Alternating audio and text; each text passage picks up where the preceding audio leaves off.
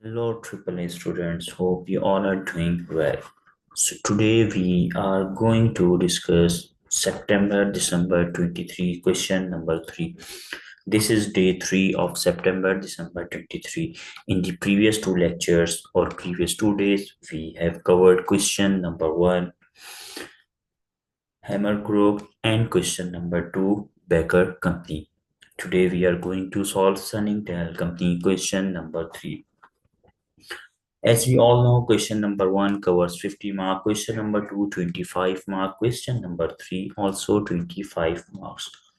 Out of 50 marks, 10 marks for the professional skills for question 1, for question 2 and question 3, 5 marks each for the professional skills and remaining 20 marks for each are for the answers. Okay, if any student preparing SBR along with AAA, so you can also watch the AAA lectures on this YouTube channel. The channel name is ACCA Passpoint under the playlist of SBR. Also, if any student want to watch past paper of AAA topic wise, then you can also watch those past paper videos under the playlist of AAA topic wise past paper.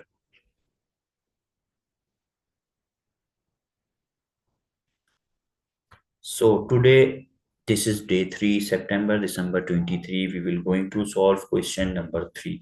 Let's read. It is 1st July 2005. You are an audit manager in Cottrell and Company, a firm of chartered certified accountants responsible for the audit of Sunningdale Company. For the year ended 31st March 2005, the audit of the financial statements for the year ended 31st March 2005 is nearing completion, means the audit is at the finalized stage and you are preparing for a meeting with management about misstatements identified as a result of audit procedures in the financial statements. The following exhibit, available on the left-hand side of the screen, provides information relevant to the question. Audit working papers matters noted for your attention by the audit supervisor. This information should be used to answer the question's requirement within the response options provided. Let's read the requirement first. Okay, there are two requirements. Let me check. Yeah, there are two requirements, part A and part B. Part A is about the evaluate the matters which should be considered with management in relation to each of the unresolved issues and recommend the further actions necessary prior to issuing the auditor's report. We all know there are two kind of questions the examiner asks regarding the evaluate the matters to be considered. Whenever examiner asks you to evaluate the matters to be considered for the quality management in respect of acceptance of a new client or acceptance of a non-assurance service from an existing client, make sure this topic comes from the blog too. If you don't know about this topic, then I would highly recommend you to watch the blog 2 lectures. If the examiner asks you to evaluate the matters which should be discussed with management in relation to each of the unresolved issues and the audit is at the completion stage, means these matters are from the block 3, and most of the time these matters usually include audit risk or risk of material misstatement. Let me give you an example. Let's say in the matter 1, the examiner mentioned you that ABC client uses or record its revenue without performance obligation. So it means there is a revenue recognition issue as per IFRS 15. Revenue should be recognized when performance obligation has been satisfied. So this is the issue, this is the matter which you should have to discuss. Let's read the further requirement, then we will move to the question. It is now 1st September. Okay, this is for the part B. It is now 1st September and the auditor's report on the financial statement for the year ended 31st March 2005 is due to be issued in the next few days. You are considering the form and content of the auditor's report. Following discussions with management and confirming that appropriate adjustments have been made to the financial statements, you are satisfied that the investment property is now accounted for correctly. It means in the part A, there is an issue with respect to investment property. Now, for the part B requirement, it is resolved. However, management has indicated that they are not willing to make any adjustment to the financial statement in relation to remaining two issues. So, this further ensures that there are three issues, one about the investment property and the remaining two, which we will go once we move to the exhibit 1. Assuming that management does not make any further adjustment to the financial statement, justify an appropriate audit opinion and explain the aggregate impact. Aggregate means club impact of both misstatements on the auditor's report. You should not consider the individual impact of the issues on the auditor's report. It means you have to accumulate or club both the misstatement. Means you have to add both the misstatement, then you have to compare with the materiality. If it is material, what will be the opinion? If it is unmaterial, then what will be the opinion? Professional marks will be awarded for the demonstration of skill in analysis and evaluation and professional skepticism and judgment in your answer. This is for the part A and part B. Let's move to the exhibit audit working paper.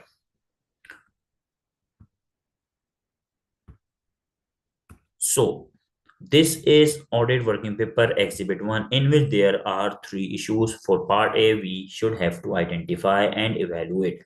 For the part B, the issue with respect to investment property has been identified, has been resolved, but the remaining two issues have not been resolved. So what will be the implication on the audit report? Let's read.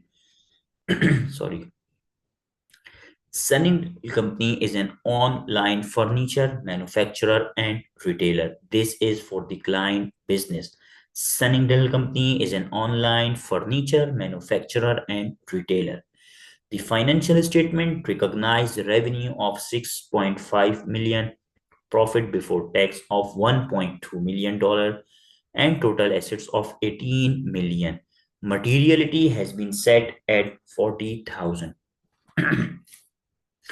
So these figures are given for the materiality, but materiality has been set at 40,000. I have mentioned so many times, if the materiality has determined or given by the examiner, then you do not need to calculate your own materiality. Just use this materiality throughout your question. Sunningdale Company has profit targets to meet as part of the covenants on their bank loan financing, which is for profit before tax to increase by 6% on prior year levels.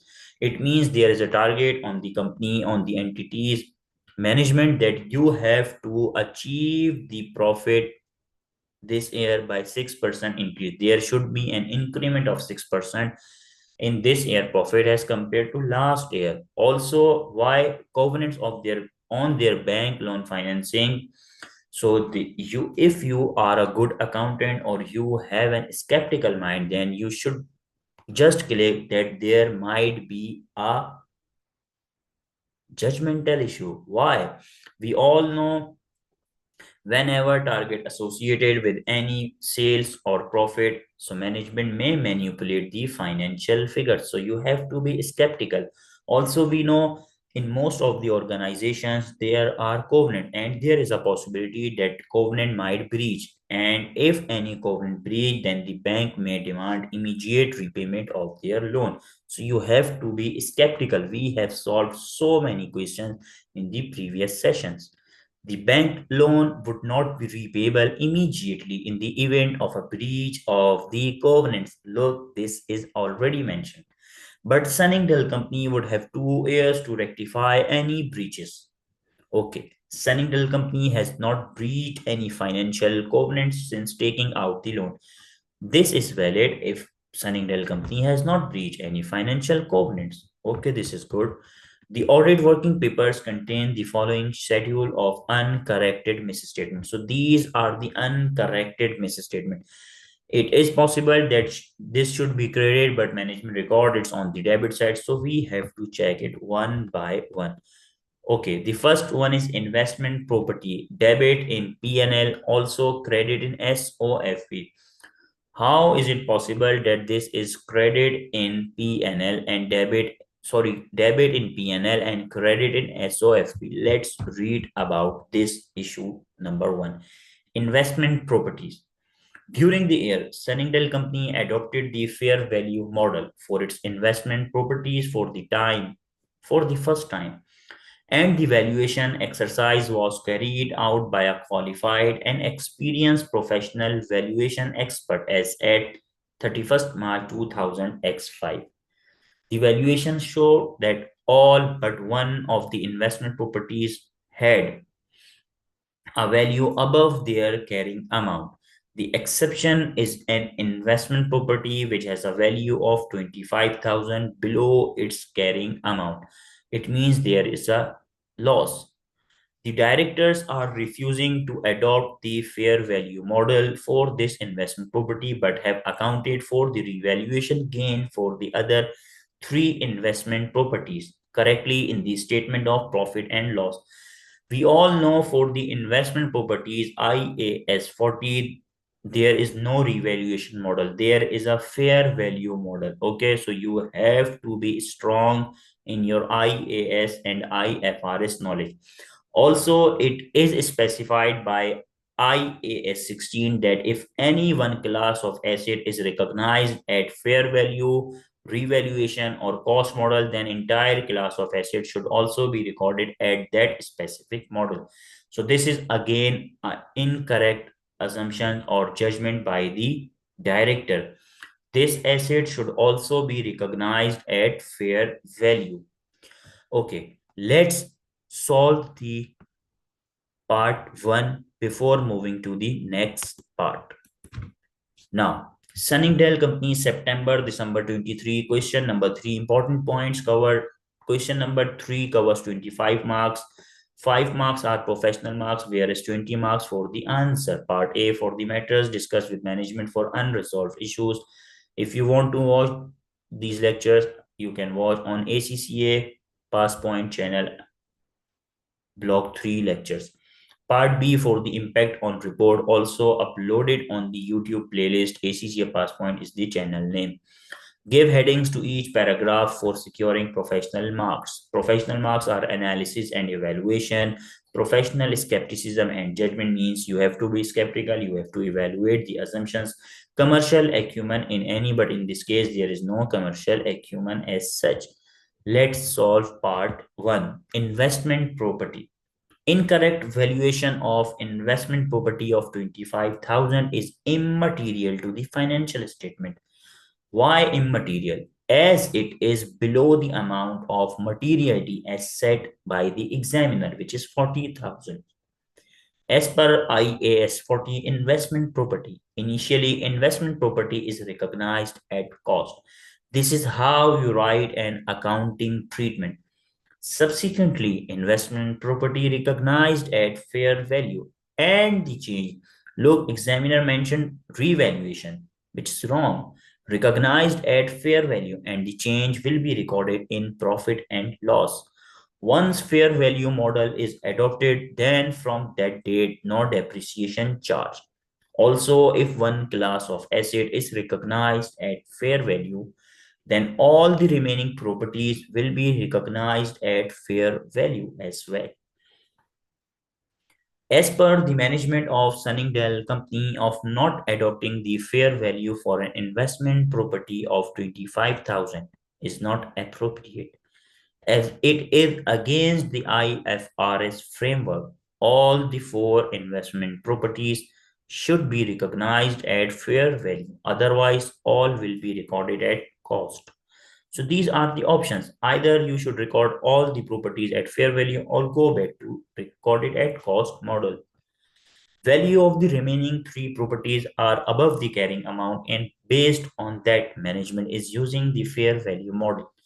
For such properties, demonstrated that the management may want to increase the assets and profits by recording the gain due to increase in value. You can also link this thing that the management has a pressure to achieve the target so that their profit increased by 6% as well. You can also write this thing. Refusing to adopt the fair value model for one property which is below the carrying amount have revaluation loss or fair value loss. This is not a revaluation, it's a fair value loss. Results in an overstatement of profit and assets. This is how you have to link your answer. Now we will solve part 2, but let's move to the part 2 misstatement. Okay, part 2 is specialist manufacturing equipment. Means this is the specialized contract or the specialized equipment. It is possible that most of the time we got specialist or custom made orders. So based on that, we have to make such a specific or specialized asset for our customers. Also, there are high chances of impairment. What if the client or the customer will not receive or will not take their order? Then the order made by entity will no longer be in use. Why? Because they are specialist or custom made orders. Let's read. Specialist manufacturing equipment. First check the amount. Okay, they debit 140 and credit 140. Okay. In addition to revaluing the investment properties means other than matter 1, the management of Sunningdale company has decided to increase the useful life of specialist manufacturing equipment by 5 years as the finance director believes this more accurately reflects the value of the equipment over its life. We all know useful life is an estimate which includes judgment, subjectivity, and there is a high chance of management biasness. Also, we should be skeptical to ask what are the basis on which the finance director believe to increase the useful life. We all know by the passage of time, assets or any non-current asset uses its life. There are two different lives. Economic life is different, useful life is different. And useful life, of course, will reduce once asset is in the starting form. The financial controller has recalculated the carrying amounts and depreciation from the date when each item of specialist manufacturing equipment was originally capitalized and accounted for a journal in the 2005 financial statements for the entire difference in cumulative depreciation starting from the date of original purchase. The change of useful life has resulted in a journal debiting accumulated depreciation for total of 180,000 with 140,000 of this adjustment relating to changes calculated to brought forward accumulated depreciation at 1st April 2004. The journal has been recognized in the statement of profit or loss for 2005. Means previously they record cumulative accumulate depreciation 180 which they debit, out of which 140 is brought forward to this year. Let's start solving this part. Specialist manufacturing equipment. The uncorrected misstatement of 140,000 is material as it is above the materiality amount of 40,000 determined. Useful life is an accounting estimate which involves subjectivity and judgment. As management decided to increase the useful life of the specialist manufacturing equipment by 5 years, as they believe this more accurately reflects the value of the equipment over its life is an appropriate, as no valid justification is provided by the finance director. Useful life should be changed when there is any new information or new development in the asset, which in this case is not evident. Also, as per IAS 8, changes in accounting policies, changes in accounting estimates, and prior period errors. Change in accounting estimates such as useful life are adjusted prospectively, not retrospectively. In this case, they applied retrospective implication, which is incorrect. So the financial controller recalculation is a retrospective adjustment by amending the profit and loss, which is not the case here, as it should be reviewed at least each financial year end, means should be applied prospectively. From now onward, this change will be applied. As per IAS 16, property, plant, and equipment for all depreciable assets, an entity should allocate the depreciation on a systematic basis over the asset's useful life, and the depreciation method should use reflect the pattern in which the asset's economic benefit are consumed by the entity. This is the thing which I have mentioned, that lives are different. Economic life is different, useful life is different. Economic life is when the asset is in the, you can say, in the WIP. Let's say you are going to purchase an air conditioner for your office. Okay. Also, I am going to purchase an air conditioner for my home. We bought we both purchased the air conditioner from a same shop. The dealer, gives a guarantee that life of this air conditioner is 10 years. Now we both purchased air conditioner. You installed in your office and I installed in my room. After 2 years, you file a complaint that my air conditioner is not working. Why? You contacted me. Hey, your AC is working fine. I said, yes, my AC is working fine. Then I asked, how much do you use per day? You said, I use all day. Then you asked me, what about you? And I said, I use 4 to 5 hours. Now it's depend on the usage capability. So this is useful life. How much we use, it's depend on the useful life. And the economic life is the life which is given by the dealer, by the retailer to us at the time when we were purchased this air conditioner. So this is different, useful life and economic life. Failure to provide a justifiable reason of change in useful life results in lack of integrity and competency of management, as this wrong assumption understated the expense and assets. This is how you have to link your answer. First, you write a material misstatement, is it material or not? To then you would like to write an accounting treatment, then its impact, risk and its impact. Okay, let's move to the part 3. But before moving to the part 3, let's go through this requirement, this part. Okay, the amount is nil. Okay, gift of car is nil. It's kind of a related party transaction. Let's read it. Yeah, gift of cars to members of directors family. We all know this is a related party transaction. If you don't know, then there is a lecture under the SBR playlist by IAS 24 related party and its transactions.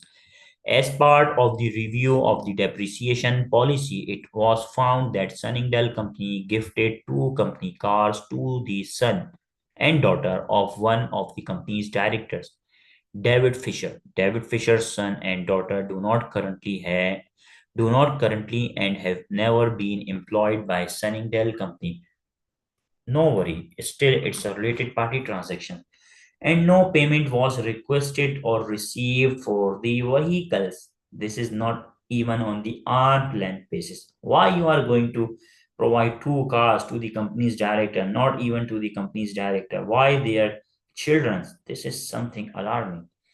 The carrying amount of the motor vehicles was 35,000 and the transactions were correctly accounted for with a loss on disposal being recognized of 35,000. No disclosure has been made for the transactions. Again, this is incorrect. Let's move to the answer slide. Uncorrected misstatement of 35,000 is immaterial as it is below the amount of materiality, that is 40,000. This is a related party transaction which is material qualitatively. Even if the amount is zero or if the amount is one, related party transactions are always material. Make sure you guys know these things. This is a favorite standard of the examiner. In many questions, examiner tests this thing, even in the question 1, question 2, and question 3. This transaction is not an arm's length transaction. Disclosure of such transaction should be given in notes to the financial statement as per IAS 24, along with the amount of the related party transaction and nature of the transaction. Also, auditors should also obtain written representation from the management that all the identified related party relationship and transactions have been appropriately accounted for and disclosed in accordance with applicable financial reporting standard in notes to the financial statement. Failure to record the transaction results in low profit so that the director may avoid tax. Further actions. Auditors should request the management to correct the misstatements identified in respect of investment properties and specialist manufacturing equipment. Cottrell and company should maintain professional skepticism in other areas of audit as the manipulation is possible to cover or to meet the target covenants so that more work can be performed. Cottrell and Company should evaluate the independence of the valuer in respect of the valuation for 3 properties and left 1 property. Audit team shall communicate the matter to TCWG. If management refuses to amend it and update the TCWG regarding the modification due to uncorrected misstatement. If still no adjustment made by the management, then the auditor shall obtain written representation from the management that the management is agreed to continue with the modified report. Second, partner review of the matters and the proposed auditor's report to be issued should be obtained if necessary. Now move to the part B. Remember, investment property misstatements were resolved, but the remaining two, specialist nature of equipment and related party transactions, were not resolved by the management, and you have to give an impact on the aggregate basis, not on the individual basis. Because if you are going to write the impact on the individual basis, then the gift amount is material based on qualitative and the specialist nature is also material on the aggregate basis, on the individual basis, but the examiner asks you to write impact on aggregate basis. Let's solve. On aggregate basis, the uncorrected adjustment of retrospective accumulate depreciation in case of specialist equipment and not providing the related party transaction disclosures are material by nature or amount. As effect is material, not pervasive, as it is confined to a single element of financial statement and does not affect the significant component of the financial statement. Therefore, based on that, auditor shall express a qualified opinion. If you don't know about impact on report, then please go and watch the blog 3 lectures. What I will do once I upload this video on the YouTube, I will also attach the link of SBR lectures, audit previous past paper lectures, and the blog 3 lectures as well. Therefore, based on the audit shall express qualified opinion rather than adverse opinion as a qualified opinion heading which the wording stated that except for the matter described in the basis for qualified opinion paragraph. Financial statement should give true and fair view. Basis for qualified opinion paragraph placed after qualified opinion paragraph. This is very important line you have to write when the examiner asks you to give an impact on report. In the block 3 last lecture, I have explained the complete structure of the audit report along with the paragraph wordings. In respect of retrospective change in accounting estimate and the omission of related party disclosure. So that's it for question number 3. Now we are solved 3 complete past paper questions on CBE.